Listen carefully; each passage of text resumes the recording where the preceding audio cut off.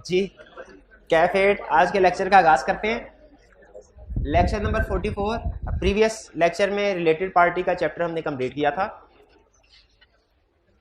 अच्छा, अब हम अपने सिलेबस के बेसिक कंसेप्ट्स के साथ साथ कुछ एडवांस लेवल के कंसेप्ट्स भी कवर कर चुके हैं। तो मैं ये चाहता हूँ ख़ास तौर पे केस स्टडीज़ की प्रैक्टिस वो हम स्टार्ट करें। उसमें वॉल्यूम 2 इंशाल्लाह 2-3 दिन में उम्मीद है कि अवेलेबल होगा। लेकिन जब तक वॉल्यूम 2 अवेलेबल नहीं होता, उसमें से जो केस स्टडीज़ आपको होम असाइनमेंट के तौर पे मैं चाह रहा हूँ कि आप अटेंड करें, वो आपको पीडीएफ के ज़रिए से या हार्ड फॉर्म क्लास में नोट्स डिस्ट्रीब्यूट करवा दिए जाएंगे, ताकि आपकी केस स्टडी की प्रैक्टिस कंटिन्यू रहे।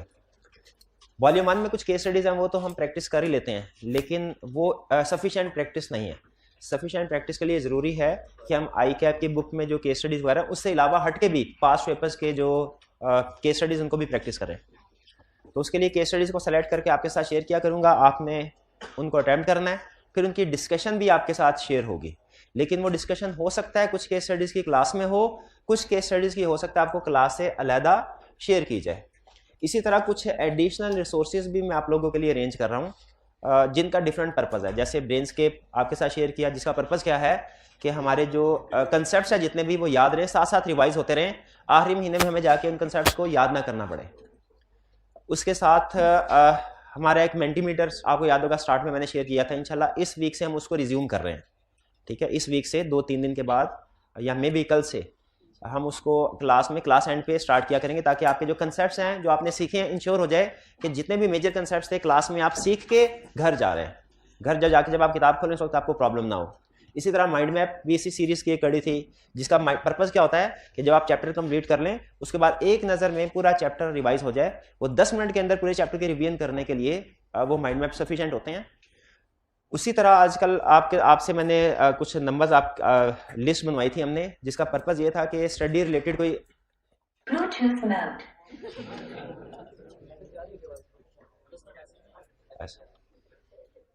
जी, तो कुछ लिस्ट बनवाई थी जिसका पर्पज़ ये था कि आपको कुछ एडिशनल रिसोर्सेज शेयर किए जाएं। और पिछले 1-2 दिन में आपने देखा होगा, शायद कोई मैसेज मेरी तरफ से आपको रिसीव हुआ होगा, जिसमें कुछ रियल वर्ल्ड केस स्टडीज़ आपके साथ शेयर की गई। याद रखें, वो केस स्टडी सिर्फ आपके इंटरेस्ट के लिए, उनका पर्पज़ ये है कि आपको ये पता चले कि प्रैक्टिकली जो ऑडिट के कंसेप्ट है वो कैसे अप्लाई होते हैं, प्रैक्टिस में जो ऑडिट फर्म्स हैं वो कैसे काम करती हैं, क्लाइंट कैसे काम करते हैं, जो कंसेप्ट हम क्लास में सीख रहे हैं वो प्रैक्टिस में कैसे अप्लाई। क्योंकि केस स्टडीज जो है ना, हमारा सबसे बड़ा मसला जो कैफ 8 में पास होने में होता है ना, वो केस स्टडीज को समझना और उसको अटेम्प्ट करना। उसके लिए प्रैक्टिकल एक्सपोजर चाहिए होता है। प्रैक्टिकल एक्सपोजर चूंकि ज्यादातर स्टूडेंट्स के पास कैफ 8 लेवल पे नहीं होता, इसलिए केस स्टडीज को अटेम्प्ट करने में प्रॉब्लम आती है।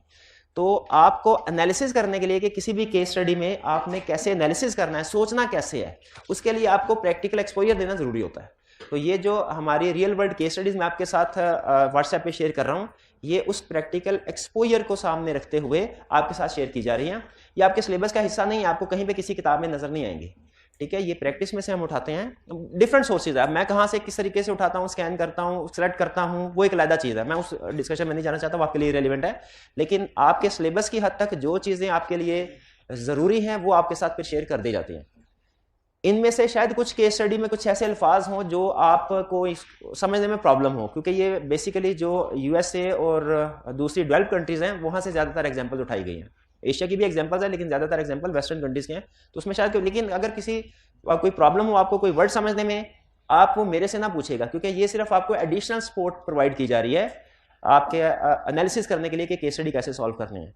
ये आपके सिलेबस का ऑफिशियली हिस्सा नहीं है, लेकिन ये बहुत ज़रूरी होगी। ये आपके सोचने के अंदाज को बदलेगी, आपका जो विजन होगा उसको वाइड करेगी कि किस तरीके से आपने किसी भी सिचुएशन को लेके चलना है। इस सिचुएशन में अगर स्टैंडर्ड ने ये रिक्वायरमेंट्स कही हैं, तो अगर हम पूरा नहीं करते तो क्या प्रॉब्लम हो सकती है, या पहले जब ये रिक्वायरमेंट्स नहीं हुआ करती थी उस वक्त किस तरह के फ्रॉड होते थे जिसकी वजह से ये रिक्वायरमेंट्स ऐड हुई हैं। सिर्फ रिक्वायरमेंट्स को याद कर लेना काफ़ी नहीं है। जब बैकएंड पे ये याद हो ना कि अच्छा ये फ्रॉड हुआ था जिसके बाद ये वाली रिक्वायरमेंट्स ऐड हुई थी, तो आपको वो रिक्वायरमेंट्स समझना बहुत आसान हो जाता है। तो इसीलिए उसमें किसी किस्म की आपको कोई सपोर्ट चाहिए हो, कोई लफ्ज़ ऐसा हो जो कि इस्तेमाल हुआ उसका मीनिंग नहीं आता, उस केस के ऊपर फर्दर रिसर्च आपने करनी हो, तो वो आप मेरे से नहीं पूछेंगे, वो आप गूगल पे जाएं, सर्च करें, कुछ थोड़ा सा काम खुद भी करें। ठीक है, इससे आपको खुद भी अंदाजा होगा कि आपने किसी मटेरियल को, स्टडी रिलेटेड मटेरियल को ढूंढना है तो कैसे ढूंढना है। तो उस सिलसिले में मैं आपको कोई सपोर्ट प्रोवाइड नहीं कर। हाँ, कुछ क्वेश्चंस को हो सकता है क्लास में मैं एग्जाम्पल के तौर पे यूज कर लूँ, ठीक है, कुछ केस स्टडीज को जो आपके साथ शेयर करूँगा मैं भी क्लास में किसी एग्जांपल में यूज कर लूँ, लेकिन वो ऑफिशियली वो कोई ऐसा नहीं है, असाइनमेंट नहीं है आपकी कि ये क्वेश्चन है और इसका आपने सोल्यूशन बनाना है, नहीं। वो यूँ समझ लीजिए जैसे अखबार की खबर होती है, उसी तरह हमारे ऑडिट प्रोफेशन की कुछ न्यूज़ है, वो डेली बेस पे एक आधी अगर आपके साथ शेयर होती है तो आप उसको पढ़ लें, काफ़ी है। लेकिन वो काम की चीज़ें होती हैं। मेरी असेसमेंट यह है कि वो काम की चीज़ है, उसको रीड करें और अपने पास सेव कर लें, बाद में कभी फ्री टाइम में दोबारा भी पढ़ेंगे तो आपको इंटरेस्टिंग लगेगी। अगर कोई स्टूडेंट ऐसा है जिसको वो केस स्टडीज शेयर या और भी कुछ मटेरियल मैं आपके साथ शेयर करूंगा, पहले भी किया है, वो नहीं मिल रहा, जो हमारे ऑनलाइन के स्टूडेंट्स होते हैं वो तो व्हाट्सएप ग्रुप बने होते हैं ना, उसमें तो हम व्हाट्सएप ग्रुप में वो इन्फॉर्मेशन डाल देते हैं, सब तक पहुंच जाती है। लेकिन चूंकि फिजिकल के व्हाट्सएप ग्रुप नहीं बने होते तो इसलिए अलहदा इन स्टूडेंट्स को मैसेज करना पड़ता है। तो अगर किसी स्टूडेंट को मैसेज ना मिला हो और वो चाहता हो कि अपना नाम उस लिस्ट में इंक्लूड करवाना चाहता है, क्लास के बाद ये हमारे टी हैं, इनके पास अपना मोबाइल नंबर नोट करवा दें, आतिफ भाई के पास, या आतिफ भाई अगर ना हो टीए रूम में तो इनकी जगह पे होंगे कोई भी टीए हो, क्या नाम है हमारे वाले, हाँ अहमद भाई, अहमद भाई हैं टीए, उनको आप अपना नंबर नोट करवा सकते हैं। लेकिन साथ ही साथ ये भी जरूरी है कि आपके मोबाइल पे हमारा नंबर भी वो सेव हो, वरना व्हाट्सएप उसको एक स्पैम के तौर पे लेता है और वो मैसेज शेयर नहीं करता। तो ये नंबर है जिससे आपको मैसेज आया करेंगे 0334-041-6341, इसको नोट करके अपने मोबाइल में सेव कर लें और अपना नंबर हमारे पास सेव करवा दें, ठीक है। हम लिस्ट में इसको ऐड कर लेंगे, उसके बाद आप इसको इंशाल्लाह मैसेज आपको आते रहेंगे। ये नोट कर लिया आपने? चलिए, ये कुछ आपके साथ डिस्कशन करनी थी, होगी। अब चलते हैं अपने चैप्टर की तरफ। प्रीवियस लेक्चर में हमने रिलेटेड पार्टी का चैप्टर कंप्लीट किया, उसमें कोई क्वेश्चन पूछना चाहते हो पूछ लीजिए जी। टेस्ट कब डिस्कस, हाँ वो जो आपको असाइनमेंट मिलेगी ना उसमें टेस्ट के क्वेश्चन भी शामिल होंगे, तो वो क्वेश्चन वाइज डिस्कशन होगी। आपके टेस्ट की सारी डिस्कशन होगी जरूर, लेकिन डिस्कशन ऐसे नहीं होगी कि आज हम टेस्ट 3 कर रहे हैं तो सारी की सारी लेक्चर टेस्ट 3 के ऊपर डिस्कस हो रहा है। आपको जो होम असाइनमेंट दी जाएगी मैं उसमें आपको नोट करवाऊंगा कि आज की होम असाइनमेंट में टेस्ट 2 का क्वेश्चन नंबर 3 है और टेस्ट 3 का क्वेश्चन नंबर 5 है, और फिर नेक्स्ट डे में उसकी डिस्कशन होगी। तो आपके test question by question discuss हो रहे होंगे, लेकिन असाइनमेंट की शक्ल में, ठीक है। और कोई क्वेश्चन? जी जी जी।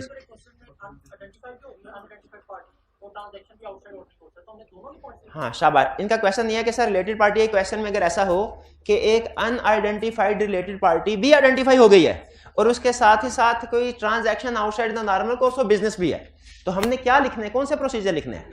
हम दोनों प्रोसीजर लिखेंगे। और ये मैंने आपको बताया था कि आपने अपना तरीका वारदात पिछले 2-3 सालों में चेंज कर दिया। पहले वो एक क्वेश्चन के अंदर एक ही कंसेप्ट को टेस्ट करता था, अब वो एक क्वेश्चन के अंदर मल्टीपल कंसेप्ट्स को टेस्ट कर रहा है। तो इसीलिए अगर आपको कोई ऐसा क्वेश्चन नजर आता है जिसमें 2 कंसेप्ट्स इन्वॉल्व हैं, आपने दोनों को 1 बाय 1 डिस्कस करना है, ये लाजमी है, ठीक है जी। अच्छा, अब कभी कभी आईकैप के सोल्यूशन में आप देखेंगे ना, तो आईकैप ने किसी एक साइड को, एक कंसेप्ट को फोकस किया होगा, दूसरे को सिर्फ 1-2 लाइनों में वो निपटा देता है। जैसे आपको किसी क्वेश्चन में आपने जब आपके सामने एक क्वेश्चन आया, आपने ये 7 पॉइंट्स बनाए related party identified by auditor के, और 5 पॉइंट बना लिए आपने transaction outside the normal course of business में। लेकिन जब आईकैप का सोल्यूशन देखेंगे, हो सकता है उसने 5 point outside the normal course of business के दिए हों और सिर्फ 2 पॉइंट्स दिए हों उसके के रिलेटेड पार्टी आइडेंटिफाइड बाय। ऐसे होता है, मार्क्स को देख के ना आईकैप भी एडजस्टमेंट करता है। लेकिन इसका यह मतलब नहीं होगा कि अगर आपने 5 procedure newly identified related party के बता दिए और 2 procedure transaction outside the normal course of, तो आपका क्वेश्चन गलत हो गया, ऐसा नहीं है, ठीक है। पहली मेन चीज समझे कि जब आप 2 कंसेप्ट उसने क्वेश्चन में टेस्ट किया, आपने दोनों को आंसर करना है, ऐसे ही है।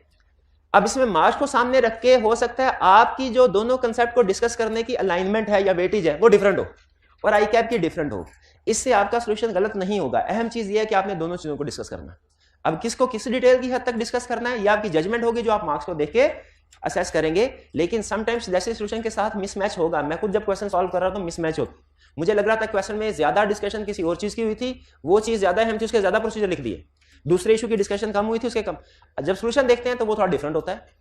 लेकिन ये गलत नहीं होगा अगर आपका सोल्यूशन या आपकी वेटेज डिफरेंट है आईकैप की वेटेज से, ठीक है। आईकैप खुद भी इस बात को एक्नॉलेज करता है, वो कहता है क्योंकि हम सोल्यूशन, हर पॉसिबल सोल्यूशन को आपके साथ जैसी सोल्यूशन वाले डॉक्यूमेंट में शेयर नहीं कर सकते, तो हम एक जो ज्यादा बेहतर या कंप्रीहेंसिव निस्बतन लगता है सोल्यूशन वो शेयर कर देते हैं। लेकिन इसके अलावा भी अल्टरनेट सोल्यूशंस पॉसिबल हैं और उनको मार्क किया जाता है। और ये सिर्फ आईकैप में नहीं, हर प्रोफेशनल बॉडी में इस तरह होता है जी। और कोई क्वेश्चन? कोई क्वेश्चन नहीं? आज के लेक्चर की तरफ चलें, चलिए स्टार्ट करते हैं। चैप्टर हम स्टार्ट करने जा रहे हैं 18 चैप्टर की पहले बेस समझिए, पहले बेसिक कंसेप्ट समझे, जिसमें इस पूरे चैप्टर में जो चीजें डिस्कस हुई हैं उनमें से कोई भी चीज डिस्कस नहीं होगी, लेकिन इसकी जरूरत क्या है, इस स्टैंडर्ड की, इस चैप्टर की जरूरत क्यों पड़ी, पहले हम वो डिस्कस करेंगे। थीम क्या है इस चैप्टर का? देखिए, हम हैं ऑडिटर, हम पढ़ते हैं अकाउंटिंग, हम पढ़ते हैं टैक्स भी, पढ़ते हैं ऑडिट भी। अकाउंटिंग और ऑडिट ये थोड़ा ज्यादा पढ़ते हैं, सबसे ज्यादा पढ़ते हैं अकाउंटिंग, फिर उसके बाद ऑडिट, फिर थोड़ा बहुत टैक्स, और बाकी जनरल थोड़ी बहुत चीजें, कॉस्ट वगैरह वो जनरल किया जाता है। तो हम बेसिकली अगर हमसे पूछा जाए ना कि हम किस चीज के एक्सपर्ट है, तो हम कहेंगे अकाउंटिंग और ऑडिट के एक्सपर्ट है। और हमारा ज्यादातर ऑडिट प्रोफेशन में काम क्या होता है? क्लाइंट की बनाई हुई फाइनेंशियल स्टेटमेंट्स को हमने वेरीफाई करना, ठीक है। अच्छा, क्लाइंट ने जब अपनी फाइनेंशियल स्टेटमेंट्स बनाई होंगी, तो उस फाइनेंशियल स्टेटमेंट्स को बनाने में कौन कौन सी स्किल इस्तेमाल की होंगी? उसने अकाउंटिंग की स्किल सबसे ज्यादा इस्तेमाल की होगी, डेफिनेटली। थोड़ी सी टैक्स की स्किल भी इस्तेमाल की हो, किस लिए? टैक्स की कैलकुलेशन के लिए, खासतौर पे डेफर्ड टैक्स वगैरह की कैलकुलेशन के लिए। अच्छा, कुछ अगर कंप्लेक्स कैलकुलेशन है तो उसने हो सकता है कि कोई फाइनेंशियल एनालिस्ट जो होते हैं, जो एक्सपर्ट होते हैं, ठीक है, किसी एक्चुअरियल कैलकुलेशंस के लिए किसी एक्सपर्ट को भी यूज किया हो। जैसे पेंशन लायबिलिटीज की एस्टिमेशन करना मैनेजमेंट के बस की बात नहीं होता, कंप्लेक्स कैलकुलेशन होती है, ठीक है। तो सम टाइम काउंटिंग के अलावा टैक्स किसी और स्किल्स की भी जरूरत पड़ती है मैनेजमेंट को फाइनेंशियल स्टेटमेंट्स प्रिपेयर करने के लिए। जैसे किसी टैक्स एक्सपर्ट की जरूरत पड़ सकती है, जैसे किसी फाइनेंशियल एक्सपर्ट एनालिस्ट की जरूरत पड़ सकती है। क्या इसके अलावा किसी और स्किल की जरूरत पड़ सकती है? इंजीनियरिंग स्किल की भी जरूरत पड़ सकती है मैनेजमेंट को। कैसे? किसकी? प्रॉपर्टी की वैल्यूएशन के लिए नहीं, मशीनरी की वैल्यूएशन के लिए। इवन अगर वैल्यूएशन नहीं भी करते ना, कॉस्ट पे भी रखते हैं, फिर भी इंजीनियर की जरूरत पड़ती है। कैसे? मशीनरी की लाइफ को एस्टिमेट करने के लिए, क्योंकि इसकी लाइफ डेप्रिसिएशन को इफेक्ट करती है, ठीक है। तो और अगर इंजीनियर की भी जरूरत पड़ेगी, और अगर फर्ज कीजिए कि client significant IT system use कर रहा है, उसने अपना कोई complex IT system software install करवाए हुए हैं, तो किसी आईटी एक्सपर्ट की भी जरूरत पड़ेगी। और सबसे बड़ी एग्जांपल कि अगर उसने क्लाइंट ने अपनी प्रॉपर्टी को रीवैल्यूएशन मॉडल पे शो करवाया हुआ है, तो उसे किसी एक्सपर्ट की भी जरूरत पड़ेगी। एक्सपर्ट की जरूरत क्यों पड़ेगी? वो प्रॉपर्टी की रीवैल्यूएशन करके मैनेजमेंट को रिपोर्ट देगा कि सर आपकी प्रॉपर्टी की ये वैल्यू है। उस वैल्यू की बेस पे मैनेजमेंट एंट्री पास करेगी कि प्रॉपर्टी डेबिट और रीवैल्यूएशन सरप्लस क्रेडिट, और अगर डेफर्ड टैक्स का इंपैक्ट है वो भी क्रेडिट। तो इस सारी डिस्कशन से क्या हम इस चीज पे एग्री करते हैं कि मैनेजमेंट को फाइनेंशियल स्टेटमेंट्स प्रिपेयर करने के लिए अकाउंटिंग के अलावा कुछ दूसरी स्किल की भी जरूरत पड़ेगी? एग्री करते हैं। चलिए, मैनेजमेंट क्या करेगी फिर? मैनेजमेंट ने या तो इन लोगों को अपने पास एम्प्लॉय रखा होगा, या इनको मार्केट से हायर करेंगे। भाई ऐसी बात होगी ना, या अपने पास एम्प्लॉय तो शायद कम ही रखा हो, ज्यादातर मार्केट से हायर करते हैं, ठीक। उसी तरह ऑडिटर को भी बताइए, क्या ऑडिट करते हुए इन्हीं स्किल्स की जरूरत पड़ेगी जिसकी जरूरत मैनेजमेंट को पड़ी है? बिल्कुल पड़ेगी। और ऑडिटर भी के पास भी क्या ऑप्शन है कि वो इसी तरह जिन लोगों की जरूरत पड़ी है, या उनको अपने पास एम्प्लॉय रख ले, और जब भी जिस क्लाइंट पे जरूरत पड़े उनसे काम लेता रहे, या जरूरत पड़ने पे मार्केट से हायर कर ले, आउटसोर्स कर ले। तो बेसिक कंसेप्ट ये हुआ कि ऑडिटर को फाइनेंशियल स्टेटमेंट्स वेरीफाई करते हुए अपनी एंगेजमेंट टीम के अलावा कुछ दूसरे लोगों की भी जरूरत पड़ती है। इस स्टेटमेंट से एग्री करते हैं कि नहीं? ये पूरा चैप्टर इस एक स्टेटमेंट के ऊपर खड़ा है। अगर आपको ये स्टेटमेंट समझ आ गई ना, तो इस चैप्टर का थीम समझ आ जाएगा और आप इसकी रिक्वायरमेंट को आसानी से अंडरस्टैंड कर सकेंगे। स्टेटमेंट क्या है कि ऑडिट करते हुए ऑडिटर को अकाउंटिंग और ऑडिट के अलावा कुछ दूसरी स्किल्स की भी जरूरत पड़ती है, या इसी को मैं कुछ दूसरे अल्फाज में आपके सामने रख रहा हूं ज्यादा कंप्रीहेंसिव करके, कि ऑडिट करते हुए कुछ सिचुएशंस में ऑडिटर को अपनी एंगेजमेंट टीम के अलावा कुछ दूसरे लोगों की भी जरूरत पड़ती है। अब एंगेजमेंट टीम कौन होती है? जिसमें पार्टनर है, मैनेजर है, और आप ट्रेनी स्टूडेंट्स जो आर्टिकल्स कर रहे हैं, ये होती है एंगेजमेंट टीम। लेकिन इसके अलावा भी कुछ दूसरे लोगों की, प्रोफेशनल की जरूरत पड़ती है। तो क्वेश्चन ये है कि क्या ऑडिटर जरूरत पड़ने पे इन दूसरे लोगों से हेल्प ले सकता है? हेल्प किस सिलसिले में? एविडेंस ऑब्टेन करने में। क्या नहीं ले सकता? बिल्कुल ले सकता है। ठीक है, तो इसका मतलब है ऑडिटर एविडेंस ऑब्टेन करने में अपनी एंगेजमेंट टीम के अलावा कुछ दूसरे प्रोफेशनल से भी हेल्प ले सकता है। एग्रीड? अच्छा, अब एक ट्रिकी क्वेश्चन आपके सामने रख रहा हूं।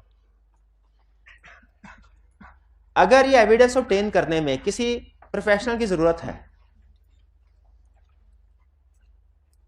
और वो प्रोफेशनल, क्या उस प्रोफेशनल में कुछ खसूसियात होनी चाहिए जो कि ऑडिटर में है?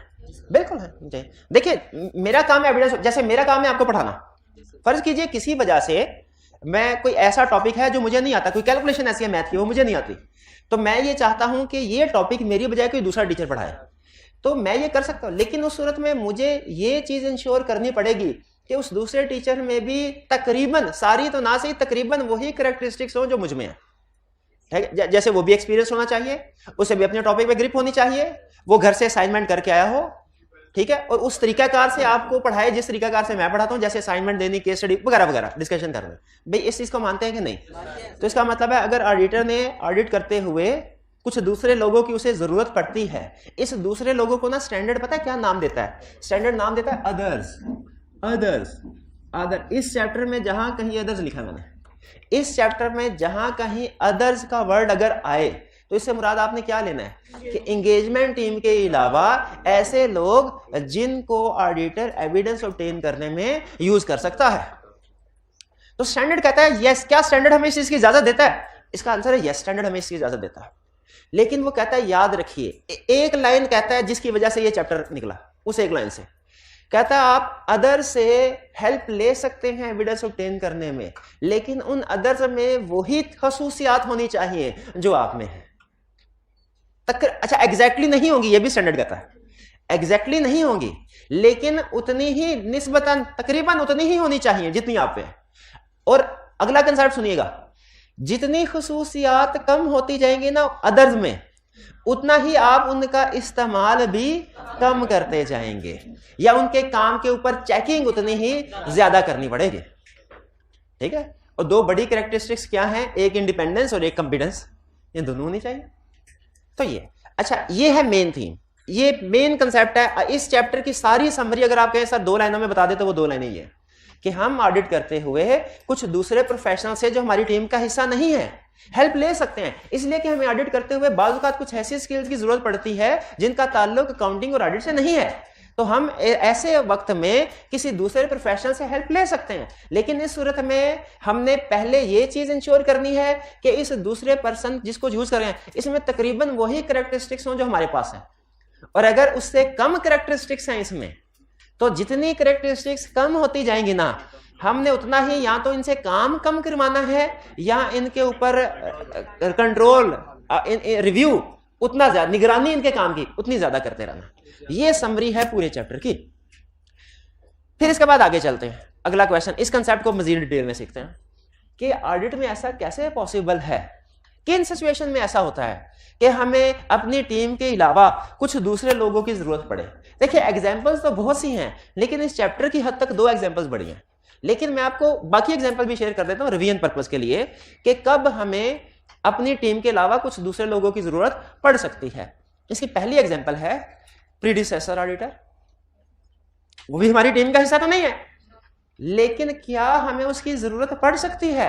हमने शायद 2-3 टॉपिक में ये देखा, हमारे पास जब फर्स्ट टाइम कोई क्लाइंट आता है ना, तो बताइए हम फौरन उसको ओके कर देते हैं कि हम acceptance and continuous procedure perform करते हैं।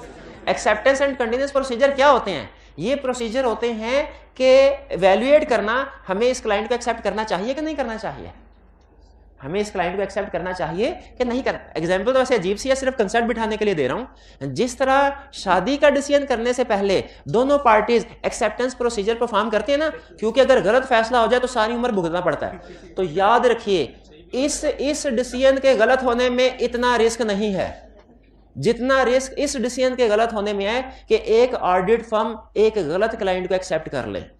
ये डिसीजन गलत हो जाए, इसका इंपैक्ट ज्यादा बड़ा है, इसका इंपैक्ट हजारों जिंदगियों पे आ सकता है, इसका इंपैक्ट इतना बड़ा हो सकता है कि 100 साल की फर्म बिग 5 में हुआ करती थी। आपने बिग 5 की टर्म कभी सुनी है? नहीं सुनी, इसलिए कि 2002 में बिग 5 बिग 4 हो गई थी। जो बिग 5 में एक फर्म होती थी, उसने एक गलत क्लाइंट को एक्सेप्ट कर लिया जो फ्रॉड करने वाला था। फिर जब फ्रॉड सामने आया ना, अच्छा लोग पता क्या कहते हैं, जब कोई फ्रॉड सामने आए ना, तो बताइए अल्टीमेट रिस्पॉन्सिबिलिटी किसकी होती है? नहीं होती। फ्रॉड को प्रिवेंट डिटेक्ट करना प्राइमरी रिस्पॉन्सिबिलिटी ऑडिटर ने तो रीजनेबल एश्योरेंस ऑब्टेन कर, लेकिन जनरल एक्सपेक्टेशन गैप है ना, जनरल पब्लिक समझती है कि नहीं नहीं ऑडिटर की जिम्मेदारी थी। वो कहते हैं जब ये फ्रॉड हो रहा था तो ऑडिटर क्या कर रहा था, लगता है ऑडिटर भी साथ मिला हुआ है। ऑडिटर की रेपुटेशन भी इफेक्ट होती है।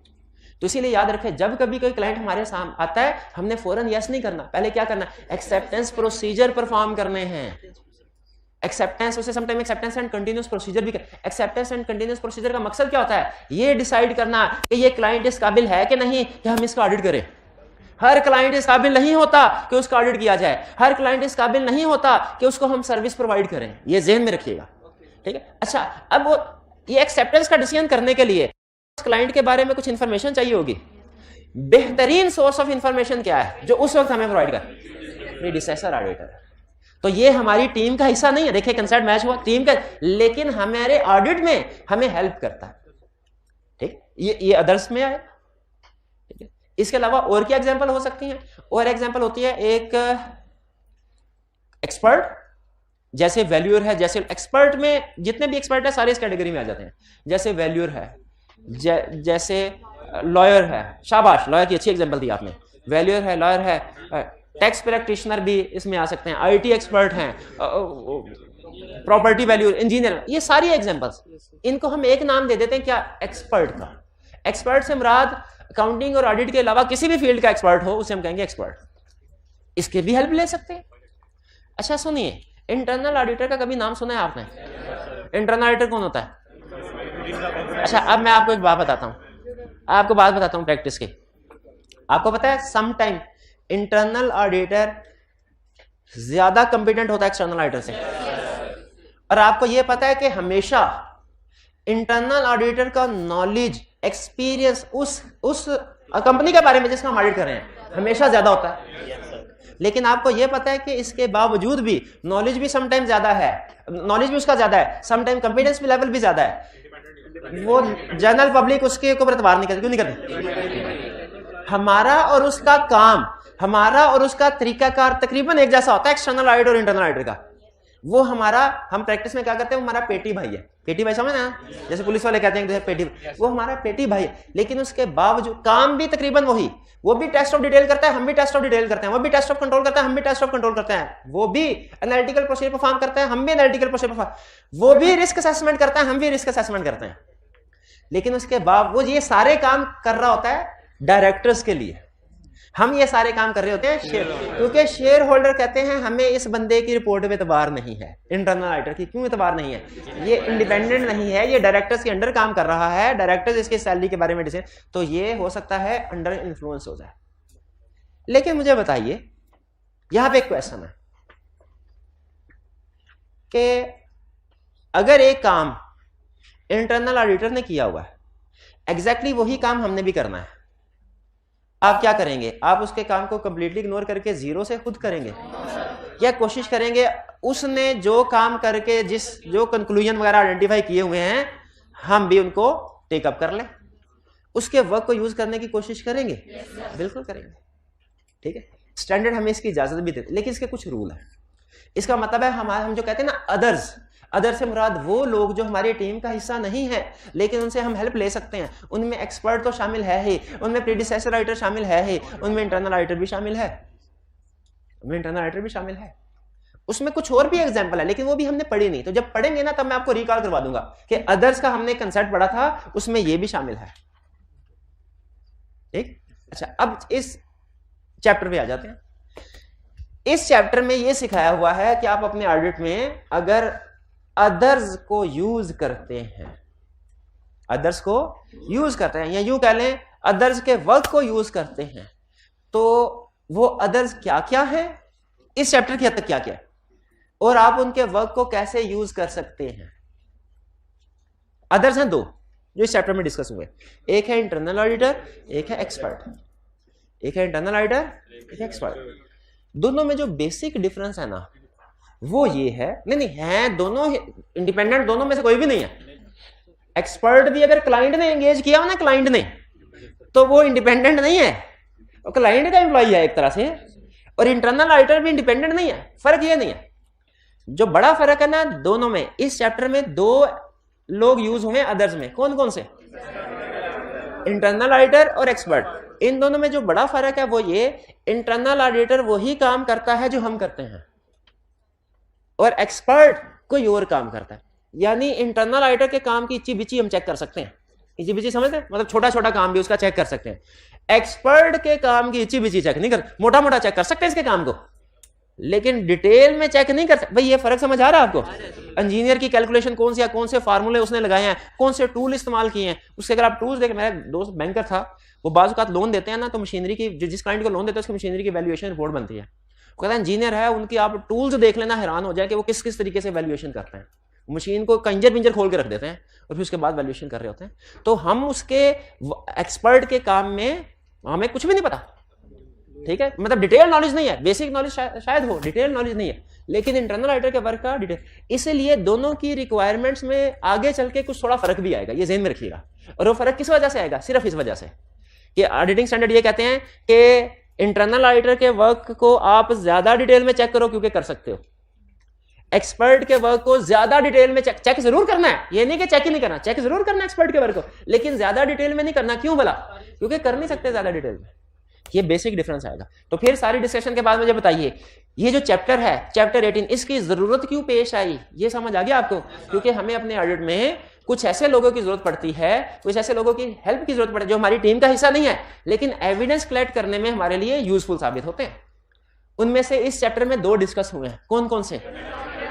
एक इंटरनल ऑडिटर, एक एक्सपर्ट। अब हम पहले, इसका मतलब है चैप्टर के दो हिस्से होंगे, एक इंटरनल ऑडिटर और एक एक्सपर्ट। देखिए ऐसा ही है, चैप्टर के दो, एक इंटरनल ऑडिटर और दूसरा किससे? एक्सपर्ट से। चलिए पहले स्टडी करते हैं इंटरनल ऑडिटर, क्योंकि पेटी भाई है ना हमारा, इसके कंसेप्ट हमें निस्बतन आसानी से समझ आ जाएंगे। इंटरनल पेटी भाई क्या होता है? पेटी भाई कहते हैं जो सेम प्रोफेशन से रिलेट करता हो। ये असल में पुलिस वाले टर्म ज्यादा इस्तेमाल करते हैं। वो जो उनकी बेल्ट होती है ना पुलिस वालों की, उसे पेटी कहते हैं। वो आप सुना, वो पेटी तुरवा ली। जब किसी को सस्पेंड करते हैं तो कहते हैं पेटी तुरवा ली। तो वो क्या होता है, जब जनरल पब्लिक के खिलाफ कोई केस होता है ना, तो वो कुछ नहीं करते नॉर्मली, मतलब ज्यादा एक्ट नहीं करते। लेकिन जब मसला उन्हें कि अपने ही प्रोफेशन के बंदे को होता है ना, तो वो दिन रात एक करके कहते हैं नहीं इसको नहीं छोड़ना। आम इस बंदे को कोई गोली मार देगा ना, कोई टेंशन नहीं होगा, मरते ही रहते हैं लोग। कोई पुलिस वाले के ऊपर हमला कर देगा ना, वो कहेंगे नहीं हम सारे इकट्ठे हो जाएंगे, इसको नहीं छोड़ना। तो पेटी भाई का ख्याल सारे रखते हैं, हर प्रोफेशन में पेटी भाई का ख्याल रखा जाता है। तो इंटरनल ऑडिटर हमारा पेटी भाई, कुछ हम उसका ख्याल रखेंगे, कुछ वो हमारा ख्याल रखता है, ठीक है। तो आगे चलते हैं। इंटरनल ऑडिटर सबसे पहला कंसेप्ट जो हमें सिखा रहा है, कह रहा है बाकी चीजें तो बाद में सीखना, पहले मुझे ये बताओ आपको इंटरनल ऑडिटर और एक्सटर्नल ऑडिटर में फर्क का भी पता है कि नहीं है? फर्क का पता है कि नहीं? यही ना, इंटरनल ऑडिटर इंटरनल होता है और एक्सटर्नल ऑडिटर एक्सटर्नल होता है। भाई यही फर्क है ना? अच्छा सच में, अच्छा सच में यही फर्क है कि एक्सटर्नल ऑडिटर है एक्सटर्नल टू एंटिटी और इंटरनल ऑडिटर क्या है? इंटरनल। आपको याद होगा किसी एक चैप्टर में मैंने ऑर्गेनाइजेशन चार्ट बन के आपको सिखाया था कि इंटरनल ऑडिटर कहाँ फिट होता है। ये बताया था कि नहीं बताया था? ये भूल गए आप जी? हाइब्रिड की क्लास में किसी को याद है? किसी को नहीं याद? नहीं, वो सारा ला रहे हैं, कह रहे नहीं याद। चले थोड़ा सा मैं आपके साथ शेयर कर देता हूं। रफ सा एक डायग्राम थी, वो हमने स्टडी की थी। हाँ जी, सबसे ऊपर कहाँ बना है? सबसे ऊपर शेयर होल्डर, शेयर होल्डर से पॉइंट किया दो चार्ज विद गवर्नेंस को, दो चार्ज विद गवर्नेंस ने आगे डिफरेंट डिपार्टमेंटल हेड को, जैसे सीएफओ, जैसे human resource head of human resource department, marketing head और इन सीईओ और दूसरे लोगों को पॉइंट किया। तो ये लोग जो CEO, CFO, human resource department के हेड, ये क्या कहलाते हैं? और ये दो चार्ज विद गवर्नेंस क्या कहलाते हैं? अच्छा, डायरेक्टर हर रोज आते हैं? कब आते हैं? कभी कभी महीने में एक दफा, ठीक है। आपने अगर लॉ पढ़ा होगा तो आपको याद होगा कि लिस्टेड कंपनी के केस में once in each quarter director से मिलना होता है 3 महीने बाद, लेकिन बड़ा भी ज्यादा अगर मिले तो 1 महीने में एक दफा। तो क्या डायरेक्टर्स ये चाहते हैं कि डे टू डे बेसिस पे इस मैनेजमेंट की निगरानी होती रहे, ये सही काम कर रहे हैं कि नहीं कर रहे हैं? ये ध्यान में रखिएगा। किस पर्पस के लिए? कि डे टू डे बेसिस पे मैनेजमेंट सही काम कर रही है कि नहीं, इस पर्पस के लिए डायरेक्टर एक अलहदा से डिपार्टमेंट को अपॉइंट करते हैं, जिसे क्या कहते हैं? शाबाश, इंटरनल ऑडिटर या इंटरनल ऑडिट डिपार्टमेंट। इसका काम क्या होता है भला? ये डे टू डे बेसिस पे इनकी निगरानी करे और मंथ एंड पे रिपोर्ट बना के उसे इंटरनल ऑडिट रिपोर्ट कहते हैं, डायरेक्टर्स को सेंड कर दे, शेयर कर दे। हाँ, अगर कभी कोई अर्जेंट मैटर होना तो ये मंथ एंड से पहले भी शेयरिंग कर सकता है डायरेक्टर के साथ, लेकिन नॉर्मली इसकी रिपोर्टिंग क्या होती है? के इसका मैनेजमेंट के साथ कोई लिंक नहीं होना चाहिए। अब लाइन सुनिएगा, मैंने पहले भी बताई थी, ऑडिटिंग स्टैंडर्ड ये कहते हैं internal auditor is not independent of company, not independent of entity, but it should be independent of management। इसे मैनेजमेंट से इंडिपेंडेंट होना चाहिए। इसका मतलब क्या हुआ? इसका मतलब क्या हुआ कि इंटरनल ऑडिटर की हायरिंग, फायरिंग, प्रमोशन का डिसीजन किसको करना चाहिए? डायरेक्टर्स को। इसे अपनी रिपोर्ट किसको सबमिट करानी चाहिए? डायरेक्टर्स को। ठीक है। एडमिनिस्ट्रेटिवली हो सकता है इसका सीईओ सीएफओ के साथ थोड़ा बहुत लिंक हो। एडमिनिस्ट्रेटिवली का मतलब होता है कि देखिए सैलरी डिसाइड इन्होंने कर दी है, पेमेंट शायद ये करने, पेमेंट लेने के लिए इसको इनके पास जाना पड़े, या अपॉइंट इन्होंने किया है लेकिन ऑफिस किस जगह पे होगा, जगह बनानी, उसमें चीजें अरेंज करनी, ये शायद ये लोग करें एडमिनिस्ट्रेटिव पर्पस के लिए, लेकिन इससे फर्क नहीं पड़ता इंडिपेंडेंस के ऊपर। फंक्शनली ये इसके अंडर है, इसको रिपोर्टेबल है। तो इंटरनल ऑडिटर को इंडिपेंडेंट ऑफ मैनेजमेंट होना चाहिए। क्वेश्चन में कह दे इंटरनल ऑडिटर सीएफओ को रिपोर्ट करता है, आप क्या कहेंगे? इंडिपेंडेंट है कि नहीं? नहीं है। अगर इंटरनल ऑडिटर सीएफओ को रिपोर्ट करता है, इंडिपेंडेंट नहीं है। अगर इंटरनल ऑडिटर की हायरिंग फायरिंग का डिसीजन सीईओ करता है, इंडिपेंडेंट नहीं है। किसको करना चाहिए? ये याद है? ये है बंदा इंडिपेंडेंट इंटरनल ऑडिटर जिसकी हम बात कर रहे हैं। याद आया ये जी? अच्छा, एक बस हटके एक छोटी सी बात बता के जल्दी से आगे चल रहा हूं। ये जो मंथली रिपोर्ट बनाता है ना, हमारे लिए एक्सटर्नल ऑडिटर के लिए वो एक खजाना होता है। कैसे भला?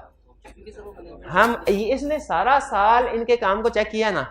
अच्छा, आप मुझे बताइए, जो ट्रांजैक्शन पास होती हैं वो किसने पास की होती हैं? मैनेजमेंट ने। क्या ये उन ट्रांजैक्शन को चेक करने के लिए कि सही है कि नहीं करता होगा कि नहीं?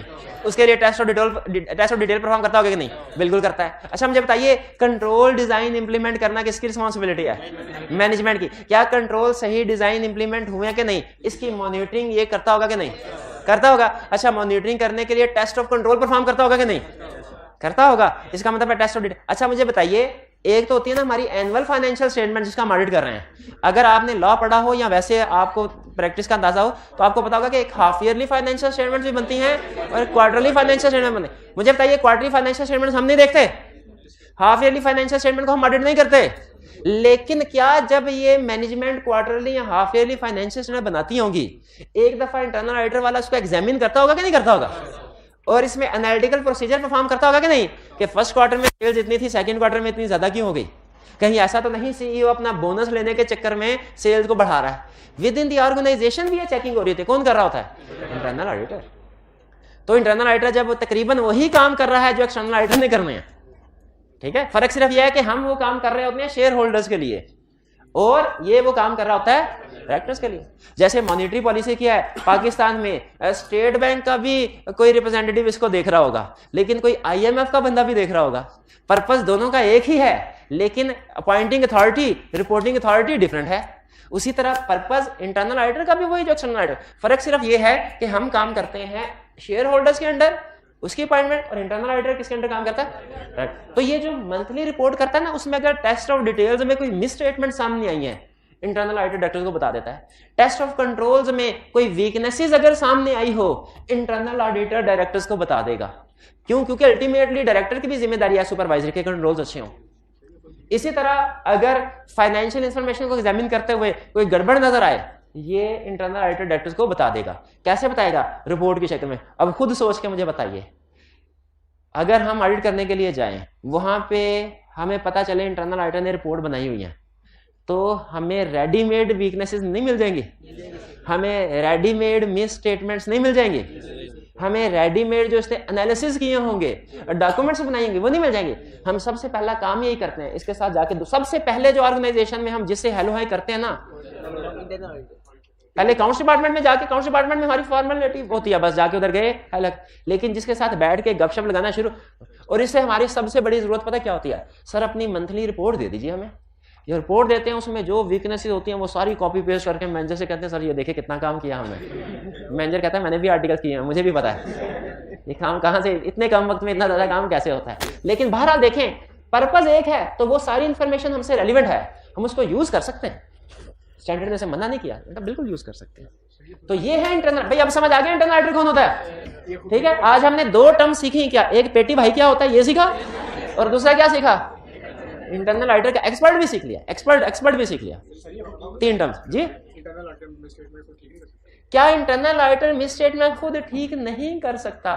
इसका आंसर है नहीं, क्योंकि उसके स्कोप ऑफ वर्क में सिर्फ इतना होता है, निगरानी करनी है, इंटरफेयर नहीं करना, सिर्फ रिपोर्ट देनी है। किसको रिपोर्ट देनी है? डायरेक्टर्स को जी, वन बाय वन जी।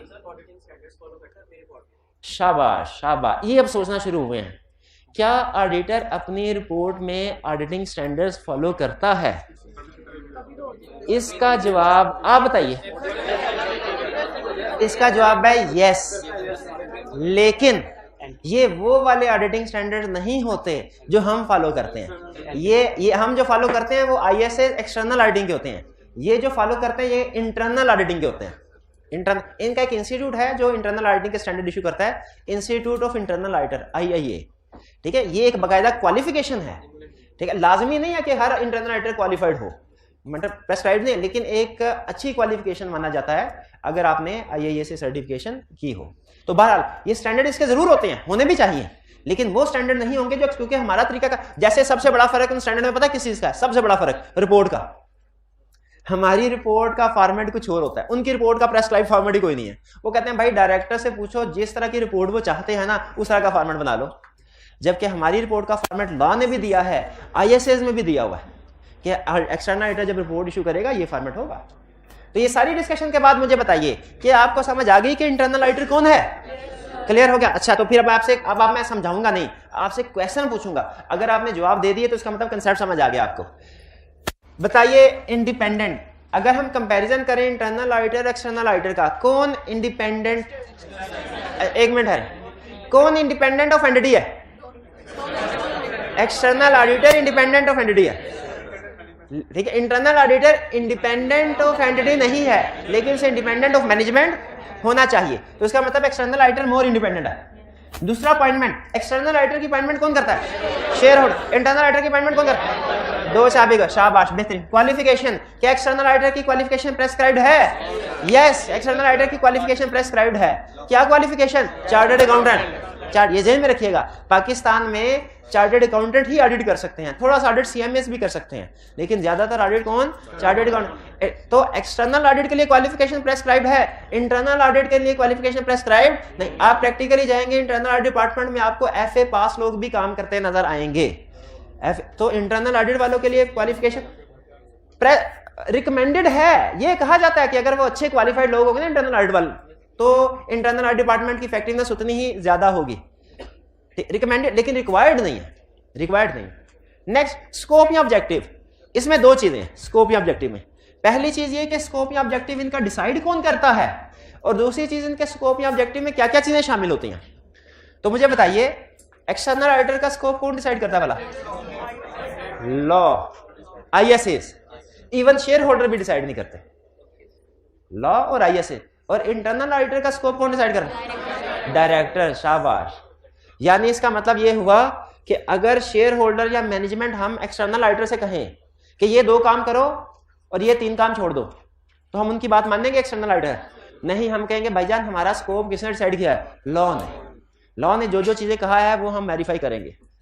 और अगर यही बात डायरेक्टर्स इंटरनल ऑडिट वालों से कहें कि ये 3 काम करो ये 2 छोड़ दो, तो वो वैसा ही उसकी बातों पर अमल करेंगे। तो स्कोप कौन डिसाइड करता है? इंटरनल ऑडिटर का, डायरेक्टर्स, एक्सटर्नल ऑडिटर का लॉ डिसाइड करता है। फिर इनके स्कोप में शामिल क्या क्या होता है? एक्सटर्नल ऑडिटर के स्कोप में एक ही चीज शामिल होती है, ओपिनियन देना फाइनेंशियल स्टेटमेंट्स पे कि वो true and fair view present करते हैं कि नहीं करते। जबकि इंटरनल ऑडिटर के स्कोप में क्या क्या चीजें शामिल होती हैं जो डायरेक्टर कहें। अच्छा अब सुनिए, स्टैंडर्ड ने हमें कहा है, स्टैंडर्ड ने हमें यह बताया हुआ है कि मैक्सिमम ये 5 चीजें हैं जो इंटरनल ऑडिटर के स्कोप में शामिल हो सकती हैं। 5 चीजें। पहली चीज क्या, मॉनिटरिंग ऑफ इंटरनल कंट्रोल। समझ आता है कि जो कंट्रोल्स मैनेजमेंट ने डिजाइन किए हैं इंटरनल ऑडिटर को देखकर मॉनिटर कर रहा होगा सही काम कर रहे हैं कि नहीं। अच्छा ये मॉनिटरिंग कैसे होती है भला, आपको पता है? इंटरनल ऑडिटर कैसे मॉनिटरिंग ऑफ कंट्रोल करता है? टेस्ट ऑफ कंट्रोल्स के जरिए। शाबाश। फिर examination of financial information. Financial information quarterly financial statement भी हो सकती है, हाफ ईयरली भी हो सकती है, किसी हद तक एनुअल भी हो सकती है। एग्जामिनेशन फाइनेंशियल इंफॉर्मेशन और फाइनेंशियल स्टेटमेंट्स है, ये कैसे करता है? टेस्ट ऑफ डिटेल्स है। फिर review of compliance with laws and regulation, यानी देखिए हर बिजनेस के ऊपर लॉज एप्लीकेबल हैं, इस बात से आप एग्री करते हैं? हर बिजनेस के ऊपर, ये साथ में करियाने वाली दुकान है ना, इसके ऊपर भी लॉज एप्लीकेबल है। दूध वाले की दुकान, इसके ऊपर भी पंजाब फूड अथॉरिटी, वो भी रेट लिस्ट, डीसीओ के रेट, तो रेगुलेशंस इनके ऊपर भी है। ये छोटे छोटे बिजनेस है, इनके ऊपर रेगुलेशंस इतनी एप्लीकेबल हैं, लॉज। तो बड़ी बड़ी कंपनीज के ऊपर लॉज एप्लीकेबल नहीं होंगे, बहुत से लॉज एप्लीकेबल। उनकी कंप्लायंस हो रही है कि नहीं हो रही? कंप्लायंस करनी किसने है? मैनेजमेंट। कंप्लायंस हो रही है कि नहीं? इंटरनल ऑडिटर चेक करेगा। अच्छा फिर इसके बाद review of operating activities. Operating activities क्या होती हैं? ऑपरेशंस। ऑपरेशंस एंटिटी के कहा जाता है, मैनेजमेंट में शायद आपने पढ़ा हो, ऑपरेशंस को एफिशिएंट, इकोनॉमिक, एफिशिएंट और इफेक्टिव होना चाहिए। 3 E's कहते हैं इसको, एफिशिएंसी, इकोनॉमी एंड इफेक्टिवनेस। लेकिन इनको मैं अलग-अलग नहीं, क्योंकि मैनेजमेंट नहीं पढ़े, ऑडिट पढ़ने हैं, एक ही एग्जांपल के जरिए से एक्सप्लेन करूंगा। देखें फाइनेंशियल इंफॉर्मेशन के टास्क में और ऑपरेटिंग एक्टिविटीज के टास्क में फर्क क्या है, ये एक एग्जांपल से क्लियर कर रहा हूं। एक्सटर्नल ऑडिटर फाइनेंशियल इंफॉर्मेशन से कंसर्न होता है, ऑपरेटिंग एक्टिविटीज से नहीं। जैसे इस महीने का बिजली का बिल अगर फर्ज कीजिए 10 लाख आया, एक्सटर्नल ऑडिटर को इस चीज से गर्ज है कि 10 लाख आया, एक्सपेंस 10 लाख ही रिकॉर्ड होना चाहिए। लेकिन उसे इस चीज से गर्ज नहीं है कि 10 लाख आया है, इसको कम होना चाहिए। कहीं ऐसा तो नहीं कि सारी रात फैक्ट्री जो है उसकी लाइट्स जलती रहती हैं, एसी चलते रहते हैं और कोई इनको बंद ही नहीं करता। एक्सटर्नल ऑडिटर को इससे गर्ज नहीं है, लेकिन इंटरनल ऑडिटर को इससे भी गर्ज है कि एंटिटी के ऑपरेशन जो हैं, ऑपरेशन ये अच्छे तरीके से चल रहे हों, वेस्टेज ऑफ रिसोर्सेज ना हो, इससे भी गर्ज है। ठीक है, तो रिव्यू ऑफ ऑपरेटिंग एक्टिविटी से क्या मुराद है? जो ऑपरेशनल एक्टिविटी चल रही हैं ये अच्छे तरीके से एफिशिएंट वे में, इफेक्टिव वे में चल रही है कि नहीं। इकोनॉमिकली एम्प्लॉय को हायर किया गया है, मार्केट से ज्यादा सैलरी तो नहीं दी, एम्प्लॉय को अपॉइंट कर लिया है, क्या ये 8 घंटे पूरे काम करता है? ऐसा तो नहीं लेट आता है, जल्दी चला जाता है। ठीक, ये चीजें एक्सटर्नल ऑडिटर नहीं देखेगा। एक्सटर्नल ऑडिटर सिर्फ एक चीज देखेगा, जितनी सैलरी एग्री हुई उतनी एक्सपेंस रिकॉर्ड हुई कि नहीं। लेकिन ये ऑपरेशनल चीजें इंटरनल ऑडिटर भी देख रहा होता है। एग्रीड? और फिर इसके बाद स्पेशल इन्वेस्टिगेशन। इसका मतलब क्या हुआ? अगर एक्सटर्नल, अगर डायरेक्टर्स को लगे कि इसके अलावा भी कोई काम दे देना चाहिए, जैसे उन्हें लगे कि किसी डिपार्टमेंट का मैनेजर फ्रॉड कर रहा है, उसके खिलाफ इन्वेस्टिगेशन करनी है कंफर्म करने के लिए कि फ्रॉड है कि नहीं, बताइए पुलिस को बुलाया जाएगा क्या? इंटरनल ऑडिटर को। उसे स्पेशल इन्वेस्टिगेशन का काम भी दिया जाता है। भाई ये बात समझ आई? तो इसका मतलब है कि अब सुने, इंटरनल ऑडिटर का मैक्सिमम स्कोप क्या है? ये। लेकिन एक्चुअली काम क्या करेगा? ये 3 चीज। चलिए, तो अच्छा इस सारे डिस्कशन के बाद हम इस नतीजे पे पहुंचे, मैं एक स्टेटमेंट देने लगा हूं, आपने स्टेटमेंट को यस या नो करना, मुझे पता चलेगा समझ आई कि नहीं। ये तो हमने पढ़ लिया है कि इंटरनल ऑडिटर का स्कोप डायरेक्टर डिसाइड करते हैं, एक्सटर्नल ऑडिटर का स्कोप लॉ और आईएसए डिसाइड करते हैं। लेकिन स्टेटमेंट देने लगा हूं, यस नो कीजिएगा। मैं स्टेटमेंट मेरी क्या है? इंटरनल ऑडिटर का स्कोप ऑफ वर्क ज्यादा वाइड है एक्सटर्नल ऑडिटर की निस्बत। Yes, correct. इंटरनल ऑडिटर ज्यादा काम करता है, उसकी एक्टिविटीज ज्यादा है। अब जरा कंपेयर कर, अभी साबित करते हैं। Monitoring of internal control internal auditor करता है, एक्सटर्नल ऑडिटर करता है। ओके, दोनों करते हैं। Examination of financial information internal auditor करता है, एक्सटर्नल ऑडिटर करता है। Review of compliance with laws and regulation. अब सुनिए, इंटरनल ऑडिटर हर लॉ की कंप्लायंस को इंश्योर करता है, एक्सटर्नल ऑडिटर सिर्फ उन लॉज की कंप्लायंस को इंश्योर करता है जो फाइनेंशियल स्टेटमेंट्स को अफेक्ट कर रहे हो। जैसे एक्सटर्नल ऑडिटर देखेगा इनकम टैक्स, एक्सटर्नल ऑडिटर देखेगा सेल टैक्स, लेकिन हो सकता है इंटरनल ऑडिटर ISO 9001 की रिक्वायरमेंट्स को भी देख रहा हो कि अगर ये रिक्वायरमेंट पूरी नहीं हुई तो सर्टिफिकेट कैंसिल हो जाएगा। फॉर एग्जांपल, ठीक है, हमारा एक क्लाइंट था हॉस्पिटल और college, university of health sciences की तरफ से रिक्वायरमेंट होते थे कि आपके हॉस्पिटल के जितने बेड्स है ना, जो हॉस्पिटल की कैपेसिटी होती है ना, वो नंबर ऑफ बेड्स में काउंट की जाती है, उसकी रेशियो बनाई होती थी एक, उस लिहाज से आप इतने स्टूडेंट्स को एडमिशन दे सकते हैं कॉलेज में। मेडिकल कॉलेज में वो एक लिंक होता है, आपने देखा होगा हर मेडिकल कॉलेज किसी ना किसी हॉस्पिटल के साथ एफिलिएटेड होता है। तो रिक्वायरमेंट, अब हमने ये चेक नहीं करना था कि ये लीगल रिक्वायरमेंट पूरी हो रही है कि नहीं, वरना यूनिवर्सिटी ऑफ हेल्थ साइंसेज वाला कोई प्रॉब्लम जो भी जो होता है, ये इस तरह की बात का तीसरा की ऑपरेशनल नेचर की जो लीगल रिक्वायरमेंट्स होती हैं, ये इंटरनल ऑडिट वाले चेक कर रहे होते हैं। हमने तो ये देखना भाईजान जितने स्टूडेंट आए हैं या जितने पेशेंट्स आए हैं उनका रेवेन्यू रिकॉर्ड हो गया कि नहीं हो गया। तो ये ज़हन में रखिएगा, जनरल रूल बता रहा हूं क्या, कि इंटरनल ऑडिटर हर लॉ जो कंपनी पे अप्लाई हो रहा है उसकी कंप्लायंस को इंश्योर करता है। हम एज एक्सटर्नल ऑडिटर सिर्फ उन लॉ की कंप्लायंस को इंश्योर करते हैं जो फाइनेंशियल स्टेटमेंट को इफेक्ट हो रहे हैं। तो इसका मतलब है यहां पे उसका काम ज्यादा हो गया, हमारा कम हो गया। इंटरनल ऑडिटर का अगला operating activities, internal auditor review करता है ऑपरेटिंग एक्टिविटीज का, एक्सटर्नल ऑडिटर को इससे कोई फर्क नहीं पड़ता। एक्सटर्नल ऑडिटर को इससे फर्क नहीं पड़ता कंपनी प्रॉफिट में कि लॉस में, उसका तो एक ही पर्पस है, प्रॉफिट है तो प्रॉफिट सही है, लॉस है तो लॉस। लेकिन इंटरनल ऑडिटर का पर्पस होता है कि कंपनी अगर लॉस में जा रही है ना तो अपने ऑपरेशंस को ऐसे सिंप्लीफाई करे, इंप्रूव करे कि लॉस ना हो। तो ये काम सिर्फ इंटरनल ऑडिटर करता है, एक्सटर्नल ऑडिटर नहीं करता। स्पेशल इन्वेस्टिगेशन भी सिर्फ इंटरनल ऑडिटर करता है, एक्सटर्नल ऑडिटर नहीं करता। तो इस सारी डिस्कशन के बाद हम इस नतीजे पे पहुंचे कि कुछ एक्टिविटीज ऐसी हैं जो इंटरनल ऑडिटर और एक्सटर्नल ऑडिटर दोनों कर रहे होते हैं, और कुछ एक्टिविटीज ऐसी हैं जो सिर्फ इंटरनल ऑडिटर कर रहा है। एग्रीड? चलिए, ये डिफरेंस मैंने आपको बता दिया। रिपोर्ट किसको करनी है? इंटरनल ऑडिटर ने किसको रिपोर्ट करनी है? डायरेक्टर। एक्सटर्नल ऑडिटर ने किसको? शेयर होल्डर्स को। रिपोर्ट का फॉर्मेट किसका प्रेस्क्राइब्ड है? एक्सटर्नल ऑडिटर का। और किसका प्रेस्क्राइब नहीं है? अच्छा, अब मुझे बताइए स्कोप ऑब्जेक्टिविटी के ऊपर आखिरी बात। इंटरनल ऑडिटर का स्कोप वाइड है, एक्सटर्नल ऑडिटर का स्कोप लिमिटेड। क्या ऐसा पॉसिबल है कि कोई काम जो एक्सटर्नल ऑडिटर ने भी करना हो, कोई ऐसा काम जो एक्सटर्नल ऑडिटर ने भी करना हो, वो इंटरनल ऑडिटर ने ऑलरेडी किया हो सकता है? अच्छा बताइए, हाँ, टेस्ट ऑफ कंट्रोल, टेस्ट और कुछ लॉज की कंप्लायंस। अच्छा बताइए, अगर इंटरनल ऑडिट डिपार्टमेंट एक काम कर रहा है जो एक्सटर्नल ऑडिटर ने भी करना है, क्या एक्सटर्नल ऑडिटर हमेशा स्क्रैच से वो काम करे, या कि अगर इंटरनल ऑडिटर ने वो काम किया हुआ है तो उसके काम की हेल्प ले सकता है? शाबाश, हेल्प ले सकता है। लेकिन इसके लिए जरूरी है कि इंटरनल ऑडिट डिपार्टमेंट में वो कैरेक्टरिस्टिक्स हों ये जो एक्सटर्नल ऑडिटर में है। यानी पहले हम इंटरनल ऑडिटर को वैल्यूएट करेंगे। ये पढ़ा नहीं रहा, सिर्फ ये हेडिंग दिखा रहा हूं। हम पहले इंटरनल ऑडिटर को वैल्यूएट करेंगे, अगर इसमें वो खसूसियात हुई जो हम में होती हैं तो फिर इससे हेल्प लेंगे, वरना इसे हेल्प नहीं ले। ऑब्जेक्टिविटी से मुराद इंडिपेंडेंस है और कॉम्पिटेंस से मुराद नॉलेज, एक्सपीरियंस वगैरह लेंगे। हम जो इंटरनल ऑडिटर से हेल्प ले सकते हैं ना, अच्छा अब हम सारे इस बात से एग्री करते हैं ना कि इंटरनल ऑडिटर से हेल्प ले लेना हमारे लिए अच्छा है।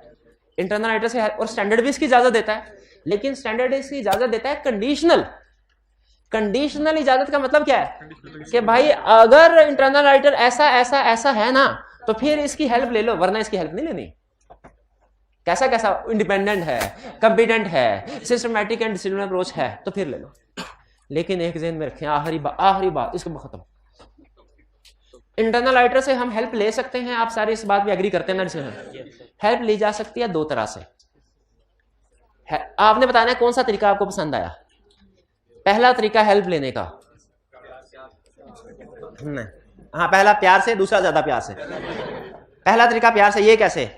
ये इंटरनल ऑडिटर हैं, इनसे कहें सर ये रेंट होने वाला है, हम आ गए आपके पास, अब हम 3-4 महीने आपके साथ रहेंगे, गपशप रहेगी हमारी, आप ऐसा कीजिए, आपने पिछले पूरे 10-11 महीनों में खूब टेस्ट ऑफ कंट्रोल परफॉर्म किए होंगे, खूब टेस्ट ऑफ डिटेल परफॉर्म किए होंगे, आपने खूब डॉक्यूमेंट्स बनाई होंगी, ज़रा सारी डॉक्यूमेंट्स हमारे साथ शेयर कर दें, क्योंकि हमने भी इसी तरह की डॉक्यूमेंट्स बनानी है।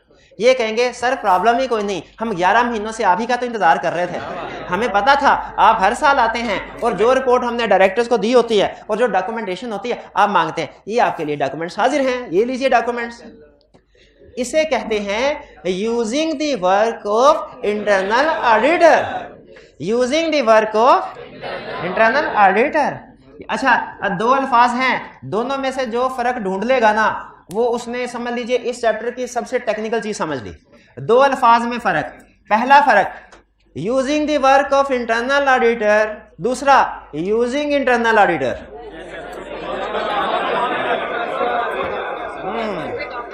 नहीं समझ आई ना?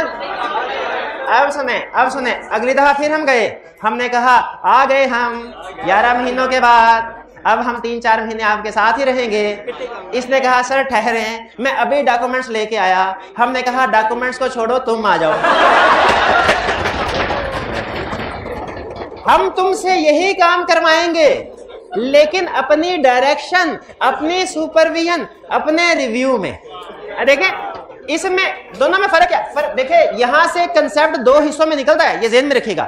यहां से कंसेप्ट दो, एक है using the work of internal auditor, एक है direct assistance. Using the work of internal auditor standard किसको कहता है कि इंटरनल ऑडिटर ने ऑलरेडी काम किया हुआ है, उसको हम एज एक्सटर्नल ऑडिटर यूज कर रहे हैं। और डायरेक्ट असिस्टेंस किसको कहता है स्टैंडर्ड, कि उस इंटरनल ऑडिटर की टीम में 2-4 बंदे पकड़े, उठा के अपने डिपार्टमेंट में ले आए, उनसे कहा बैठ जाओ इधर, अब जो तुमने काम करना हमारी छतर छाया में, हमारी डायरेक्शन, हमारी जो जो हम काम कहेंगे, जैसे जैसे कहेंगे वो तुमने करना। ये कहेगा सर जी 1 मिनट दे दें, मैं डायरेक्टर से भागा भागा इजाजत लेके आया। हम कहेंगे इजाजत की जरूरत नहीं, हम इजाजत खुद ही ले लेंगे, तुमने हिलना नहीं है इधर। ये फर्क ज़हन में रखिएगा। अच्छा नहीं, आप हंस रहे हैं, आपको लग रहा है मैं मजाक कर रहा हूं। ये देखिए लर्निंग ऑब्जेक्टिव 2 की हेडिंग पढ़े, ये क्या है?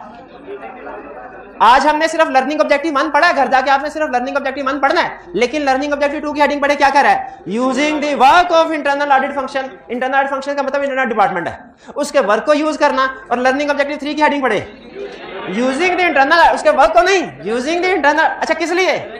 टू प्रोवाइड डायरेक्ट असिस्टेंस, यानी अपनी ज़ेरे निगरानी उससे काम करवाना है। तरीकाकार दोनों में फर्क है, ये ज़हन में रखिएगा। और मजे की बात बताऊं, इसमें एक ऐसा क्वेश्चन है जिसकी वजह से उस अटेम्प्ट में बहुत ज्यादा स्टूडेंट फेल हुए। रीजन बता सकते हैं क्यों फेल हुए? उसने पूछा था डायरेक्ट असिस्टेंस का, स्टूडेंट्स ने बता दिया using the work of internal auditor का। उसने कहा भूल गए, इसमें इंटरनल ऑडिटर का लफ्ज तो था, लेकिन साथ में डायरेक्ट असिस्टेंस का लफ्ज भी था। वो किसने देखना था? वो फिर जब एग्जामिनर कमेंट्स आए फिर स्टूडेंट ने देखा, वरना उससे पहले सारे स्टूडेंट यही कह रहे थे सर पेपर बहुत अच्छा हुआ, सब कुछ छाप दिया, सब कुछ छाप। पूछा कुछ और था, बता छाप कुछ हो रहा है, बेहतरीन पेपर हुआ है। ऐसे होते हैं बेहतरीन पेपर। तो फर्क रखिएगा, क्वेश्चन की रिक्वायरमेंट आपको बताएगी। क्वेश्चन की एग्जाम में कैसे पता चलेगा using the work of internal auditor की तरफ जाना है कि डायरेक्ट असिस्टेंस की तरफ? रिक्वायरमेंट, शाबाश। तो लर्निंग ऑब्जेक्टिव 1 यहाँ पे एंड करते हैं, कल इंशाल्लाह लर्निंग ऑब्जेक्टिव 2 से स्टार्ट करेंगे। आज का लेक्चर यहाँ पे खत्म करते हैं। अल्लाह हाफिज।